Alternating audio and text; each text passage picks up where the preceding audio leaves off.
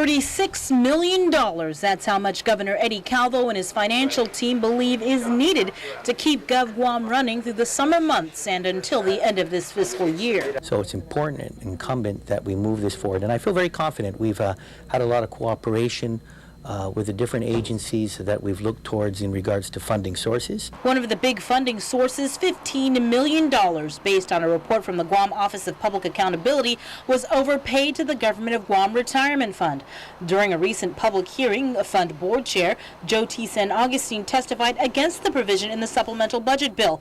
But now, after meeting with Adelup, they may have found a deal. We told the governor that if you accept our proposal to help them, and submit it to the legislature. The retirement fund is proposing a temporary solution. Our proposal is that, okay, the market, the investment returns of the retirement fund have been very good for the last 3 or 4 years. We're getting good returns, and so why don't we, in order to temporarily assist the government in the cash shortfall, be able to reduce the government contribution by maybe 2%. But that way, in so doing, the employee's money will continue to come in.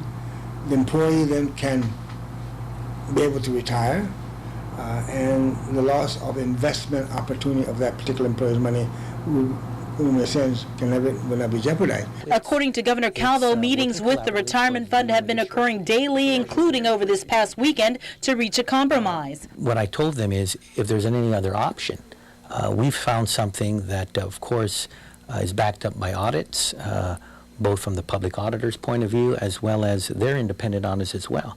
But they have concerns on those audit findings, and they've come back to us with other recommendations. And as far as I'm concerned, either one is satisfactory as long as it can help make up for that shortfall. According to San Augustine, the ball is in the administration's court. They have to take that ball, which is if they accepted our compromise, our proposal. It's not a compromise, our proposal, to try to help the government. And once that ball starts rolling, it heads to the legislature, where Senator Ben Pangilinan will take over. We're very confident that we're going to ensure that in the supplemental budget, the governor will have what he needs.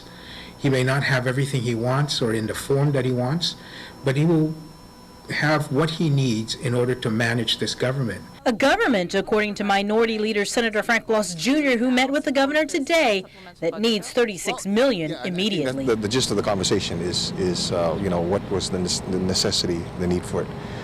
Recognizing that there were shortfalls in many of the critical areas. You have the fire department, you have the hospital, you have mental health, you have the police department. So, these are areas that we can't afford for a shutdown of any sort.